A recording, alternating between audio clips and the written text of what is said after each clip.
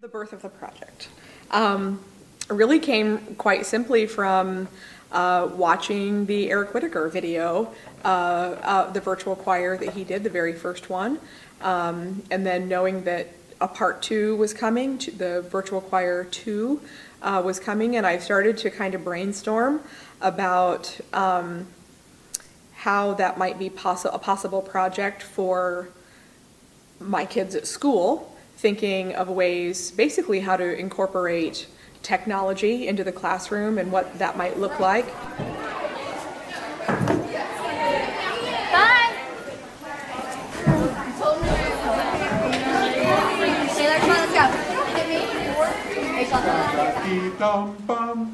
Is that how we did it? Yes. Yeah, great. Let's do just those bars. Communities ringing, here's a new pitch, 3 and go. Communities ringing, rejoicing and singing, how many doors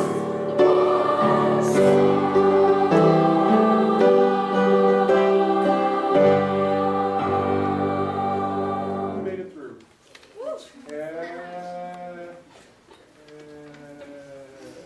Everybody. Some people are kind of head to hand, like halfway up. Does that mean you almost made it through? So one early issue for us was what music would we use, and we thought it might be nice to have an original piece. So it was decided I should do that, and I asked a friend of mine, Scott Lounsbury, who's a musician and poet, to write a new verse, especially for us. So he really brought together all the ideas of the project of individual singers combining in a community to provide a new chorus, a new voice. So there's this very sort of fanfare opening which sets the mood and establishes a tonality. It's a very strong kind of rhythmic idea. And then the singers enter in this sort of introductory material. The band of singers take their places. Energy gives life to faces, straining for the cue to free their song, waiting for the conductor to begin. And it's this...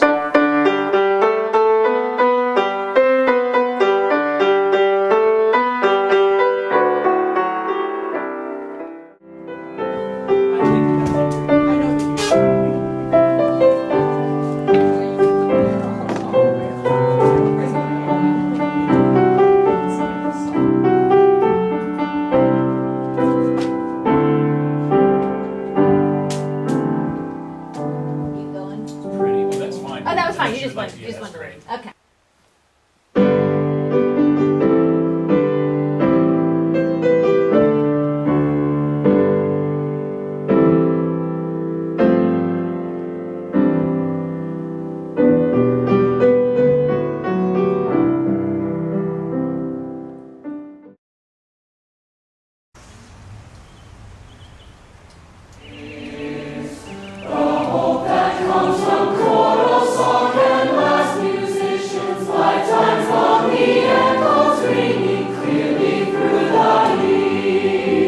I think one of the more interesting aspects of the project was trying to make learning more relevant, and as particularly in regards to this piece. And because students had hands-on experience with, iPads and iPhones and the recording equipment and the computers, and therefore just a very different experience than what they're typically used to. And by using these forms of technology that exist within classrooms, or in some cases in their personal lives, it made it a lot more relevant and exciting for them. So this project basically started with a lot of video and audio recording. So we've got 3 different groups of choral students all performing individually, UCF, Maitland Middle School, and the Winter Park High School. And the video had to be captured at the same time as the audio so that everything lined up when it was done. Because we're basically stacking 60 to 80 voices against each other, even though they were all recorded separately. So the timing was really important on everything.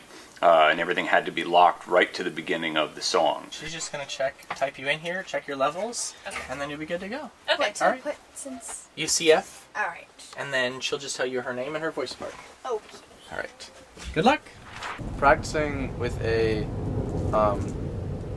video conductor was a different experience because in class he was working, and when we were in the practice room he broke.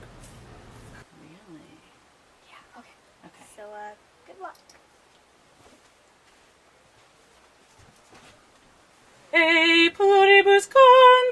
together a chorus strong. We're singing our choices by joining our voices. From many comes one song. Communities ringing, each voice joined in singing. From many comes one song.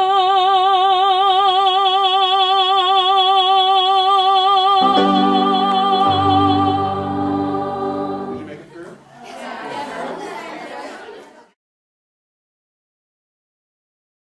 So the basic idea is all of the students are going to be kind of in a wall as if they were on stage together.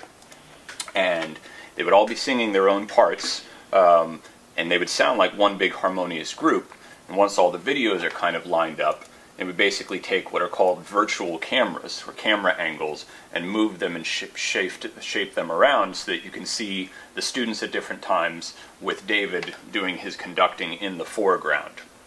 And then along with that, it kind of added a little wooden floor to give it sort of a school vibe, and there's some background lighting, and a little effect that blurs the foreground and the background so it seems a little bit like you're really watching it as it happens. What we've got here is the UCF recording of David and a piano track in the background. So the students would look at this software and they'd open it up, and it's programmed to take the built-in camera and the built-in microphone and record it down to one folder. And so what we do is we open this up. As long as the students are looking right at the video of David, following along with him, the camera's getting their face dead center at the exact same time. So it's very easy for the student that's actually doing it. Kind of taught you how to be a little more independent, even though it was good to have a video of, you know, someone leading you. If it ever got off, it was kind of a test to your own, you know, tempo and your own ability to do it yourself. But it was interesting watching someone, you know, on a screen instead of in front of you, and you can feed off their energy. And we hope to be able to stimulate some conversation with directors about ways that they can think, in new ways in which they can think about the choral rehearsal and performance for contemporary audiences. Look closely at the schools that teach media around you and speak to the teachers there and speak to the students, because there are a lot of people really yearning to get into a good project and really sink their teeth and their talents into it. And the more you connect with those type of people and just introduce yourself to them, the stronger the local community bond will be in music and media, and I think the more it's going to help schools in general. So make sure you're speaking to people like me when you want to come up with new ideas, because you'd be surprised how many media developers there are out there that are willing to help.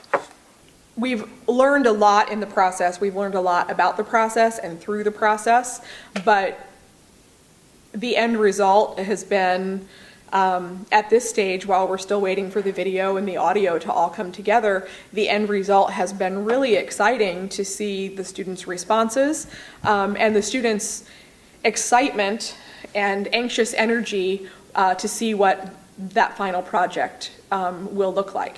Being in a room with middle schoolers and the college students was a really cool experience, because I went to Maitland, and so I know what it's like in their shoes, and then being here and we, you know, got to experience it together.